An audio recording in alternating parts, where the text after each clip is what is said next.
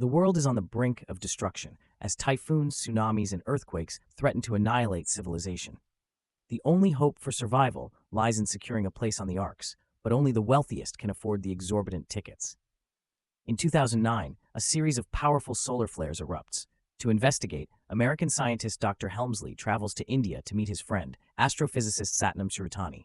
Together, they descend into a copper mine over 3 kilometers deep, where Satnam reveals alarming data.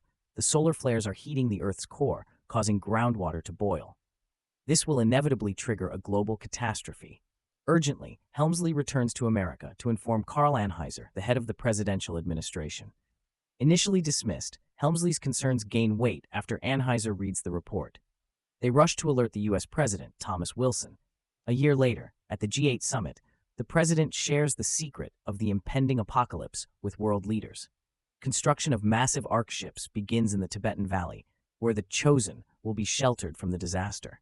To make room for the construction, locals are relocated under the guise of a dam project, with only construction workers allowed to stay. By 2011, the truth is still hidden from the public, while billionaires discreetly buy Ark tickets, each priced at €1 million. By 2012, the day before the catastrophe, Jackson Curtis, a science fiction writer in Los Angeles, remains oblivious to the looming disaster. He hurriedly heads to his ex-wife's house to pick up the kids for a weekend trip to Yellowstone Park. Meanwhile, a minor earthquake shakes the city, leaving a crack in the pavement, but people continue to react with humor and indifference. Jackson, absorbed in his writing, rarely spends time with his children, who are growing closer to their mother's new boyfriend, Gordon, a plastic surgeon. Jackson sees the Yellowstone trip as an opportunity to reconnect with his kids. That same morning, Dr. Helmsley and Anheuser meet with the president to discuss the worsening geological conditions in California. Helmsley is alarmed that the Earth's core is heating up faster than his initial projections, suggesting that the evacuation may need to start sooner than expected. To gather more data, Helmsley, along with a military team and researchers, heads to Yellowstone, the epicenter of heightened seismic activity. At the park, Jackson and his children stumble upon a mysteriously dried-up lake. The military quickly intercepts them and escorts them to a nearby base for their safety. There, Dr. Helmsley meets Jackson and his kids, assuring them that this is just a routine geological survey and there's nothing to worry about. During their conversation, Helmsley recognizes Jackson as a science fiction writer and praises his work. Afterward, Jackson and his children return to the tent camp as if nothing unusual happened, while Helmsley contacts Satnam, the Indian astrophysicist. Satnam's findings reveal that the Earth's crust is destabilizing globally, meaning the evacuation to the Arks must begin immediately. Helmsley promises that a plane will be sent for Satnam and his family soon. Meanwhile, Jackson struggles to bond with his kids, who are bored in the tent camp. As they settle in for the night, Jackson notices a conspiracy theorist and radio host named Charlie broadcasting from his van, talking about the impending apocalypse. Charlie shares his belief that the government is hiding the truth from the public, ensuring that only a select few will survive. He even shows Jackson a map with the location of the Arks. Jackson dismisses Charlie's wild claims and returns to his tent. The next day, however, the tremors grow more intense, and Jackson's ex-wife, Kate, urgently calls, asking him to bring the kids home. Meanwhile, Anheuser informs the U.S. president that only 4 Arks have been built so far, meaning they won't be able to save nearly enough people. Helmsley delivers a grim report to world leaders, prompting the U.S. president to order an immediate evacuation to the ships. Jackson returns the kids to Kate and rushes off to his job as a driver for Russian oligarch Yuri Karpov. Karpov, who has secured Ark tickets, receives an evacuation alert and orders Jackson to pick up his twin sons and bring them to the airport. During the drive, one of the boys accidentally reveals that they plan to survive the catastrophe on massive ships. Jackson suddenly recalls Charlie's warnings and realizes the end of the world is indeed approaching. Acting quickly, he rents a plane and races to gather his family. At first, Kate is skeptical, but when another powerful earthquake strikes, she, Gordon, and the children hastily pile into Jackson's car. As they speed through Los Angeles, the city crumbles around them, buildings collapse, and entire neighborhoods sink into the ground. They narrowly make it to the airport, only to discover that the plane's pilot is dead. Fortunately, Gordon has recently taken flying lessons and is able to take the controls. Together, they manage to take off, just as the city is obliterated beneath them. It's clear that Los Angeles, along with other coastal cities, is being swallowed by the ocean. Jackson insists they must head to Yellowstone to retrieve Charlie's map, which shows the location of the Arks. They land the plane at Yellowstone to refuel, and while there, Jackson hurries off to find Charlie, with his young daughter trailing behind him. Charlie is no longer in his van, having already made his way to the mountain to await the end of the world. Jackson tracks him down, frantically asking for the map, and then rushing back to the plane. Charlie, however, refuses to leave, continuing his broadcast with a massive erupting volcano in the background. Yellowstone is now a scene of total chaos, and as Jackson speeds toward the plane, Gordon prepares for takeoff, since staying any longer is impossible. At the last moment, Jackson finds the map, leaps out of the van, and barely manages to jump onto the plane as it takes off. Gordon skillfully navigates the plane away from the colossal explosions. Once in the air, Jackson examines the map and realizes that the Arks are in China, meaning they'll need a larger plane to make the journey. Meanwhile, Helmsley secretly contacts his father, warning him about the impending disaster, even though it's against the rules. His father remains calm and bravely tells Helmsley not to worry, offering a heartfelt farewell. Anheuser, on the other hand, keeps the truth from his own mother, assuming she would refuse to evacuate.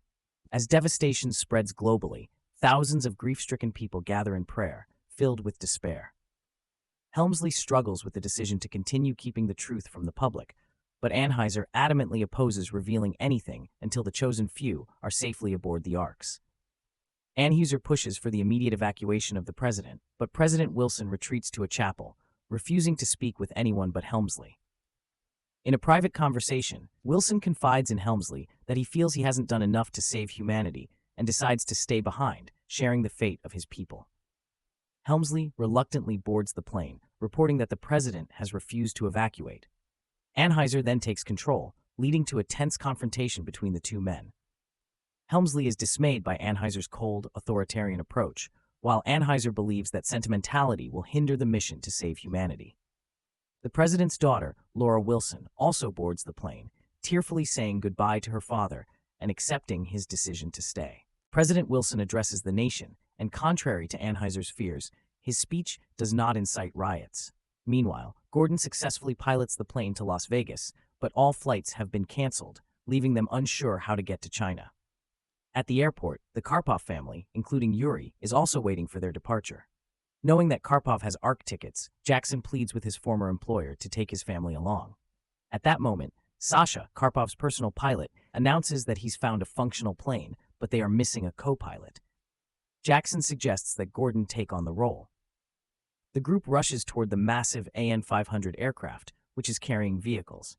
Despite the air traffic controller's orders to stop and a damaged runway, Sasha and Gordon successfully get the plane off the ground. Meanwhile, a Buddhist monk named Nima receives a letter from his brother, who works at the Ark construction site. In the letter, his brother reveals the truth about the project, explaining that he has found a way to sneak onto the Arks without tickets. He urges Nima to bring the entire family to the base. Nima informs his teacher and sets off to collect his grandparents. At the White House, now blanketed in ash, people take shelter while maintaining their dignity and assisting one another. President Wilson makes it his mission to help a little girl reunite with her father. Similarly, the Prime Minister of Italy chooses to stay behind, spending his remaining time in prayer. However, disaster soon strikes as a massive earthquake hits the Vatican, burying millions. The continents are rapidly shifting, causing enormous tsunamis across the globe. One such wave engulfs Washington, claiming countless lives, including President Wilson. Dr. Helmsley reports that the Ark base will be submerged in 6 hours and notes that the Earth's crust has shifted drastically, so much so that the South Pole is now in Wisconsin. Aboard the AN-500, Jackson and Kate share a heartfelt conversation, forgiving each other for past grievances. Sasha warns that the plane is running low on fuel, meaning an emergency landing is imminent. Due to the shifting continents, the plane unexpectedly ends up near the Himalayas, close to their intended destination. The engines fail, and landing in the rugged Tibetan mountains seems impossible. Sasha instructs everyone to get into one of the cars and exit through the rear cargo door of the low-flying plane. One by one, everyone safely departs the aircraft, except for Sasha, who bravely stays behind to pilot the plane. The AN-500 teeters on the edge of a cliff before plunging into the abyss, and Sasha tragically dies. Soon after, Chinese cargo helicopters transporting animals to the Arks appear overhead. One of the pilots spots the group and lands. Karpov presents the Chinese pilots with boarding passes for himself and his sons, securing their place on board, while the rest of the group is left behind to face the freezing conditions of the mountains. The group wanders through the mountains and spots a car in the distance. Jackson waves desperately, pleading for it to stop. The driver turns out to be the Buddhist monk Nima, who offers them a ride, and they all head toward the valley together. Meanwhile, Anheuser, now at the Ark base, is informed that one of the 4 Arks is malfunctioning, the same one for which Karpov had tickets. Helmsley and Laura Wilson, having grown closer, approach Anheuser to ask how people were chosen to board the Arks. It is then that Anheuser reveals the truth. Tickets were sold only to the wealthy, with no attempt made to select the best candidates for rebuilding civilization. Helmsley realizes his cabin could fit 10 people, not just himself. At that moment, the astrophysicist Satnam calls Helmsley, revealing that no plane came for his family. Satnam shares news of another massive tsunami, says his final farewell, and perishes. Helmsley, alarmed, rushes to input the latest data, reporting that the wave will hit the Arks in just half an hour. Meanwhile, Nima's car arrives at the Ark gates. His brother, Tianjin, refuses to let anyone other than his family in. Kate pleads with Nima's grandmother to at least take the children. The grandmother, after giving Tianjin a stern look, insists on taking everyone. Tianjin reluctantly agrees. Back at the base, those with tickets for the broken Ark realize they have been left behind. Led by Karpov, the panicked crowd storms toward the nearest functional Ark, the same one Helmsley is aboard. However, Anheuser has already ordered the gates to be closed. Tianjin quietly guides Jackson's group through a hidden path into the Ark. Along the way, they spot Karpov and his children, unable to board. A chaotic scene unfolds at the landing platform as people struggle to hold on, with many falling into the abyss. Helmsley, unable to ignore the suffering, addresses the leaders of the world, urging them to reopen the gates so those left on the platform can enter the Ark. Anheuser interrupts, pointing out that only 15 minutes remain before the wave strikes, and arguing that the safety of those already inside must be prioritized. However, Helmsley persuades the leaders that a future built on cruelty is unacceptable. In the end, they agree to open the gates, but this decision endangers Jackson's. The movement of the gate's lifting mechanism flings Tianjin and Gordon onto massive rotating gears. Tianjin suffers a serious leg injury, but Jackson manages to save him. Unfortunately, Gordon loses his grip and, unable to hold on to Jackson, is pulled into the gears and crushed. A thick cable also gets caught in the mechanism, causing the gate to jam and remain partially open. Despite this, people rush inside the Ark. There are only 4 minutes left before the wave hits. Everyone except Karpov and his sons is inside. In a final desperate move, Karpov manages to throw his sons through the closing gate, but he himself falls into the abyss beneath the ship. The jammed cable prevents the gate from closing completely. Helmsley spots Jackson's children in the compartment near the lifting mechanism, recognizes them, and assures Anheuser that he can fix the situation. He races with workers toward Jackson's compartment, but only 1 minute remains before the wave strikes, and the gates are still half open. As the massive wave approaches, it destroys everything in its path and begins to flood the ship, triggering the security system, which locks down some compartments, including the one where Jackson's group is located. With the gates still open, the Ark can't start its engines, causing it to drift uncontrollably in the enormous waves.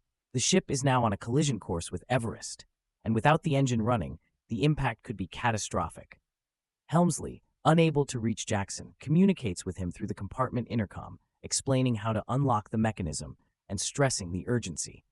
Jackson realizes that entering the flooded compartment is a suicide mission, but he goes for it anyway.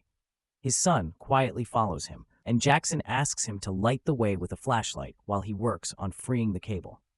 With his son's help, Jackson successfully removes the cable, allowing the gates to close and the engine to finally start. However, the Ark is hurtling toward the mountain at high speed, and few believe the engine will be able to steer it away in time. Massive boulders tumble down the mountain, threatening to crush the ship. But at the last second, the Ark reverses and narrowly avoids the collision. Jackson emerges from the lift bay to a hero's welcome, reuniting with his family. On the 27th day after the flood, the waters begin to recede, and satellites send back images of Earth's new surface. The mountains of southern Africa now stand as the highest point on the planet. The Ark sails toward this new pinnacle of the world, and as the gates open, survivors step onto the deck to witness the dawn of a new era. Group, who are still navigating the inner sections of the ship. Thank you for watching the video. If you like the video, please comment, like, share, and subscribe.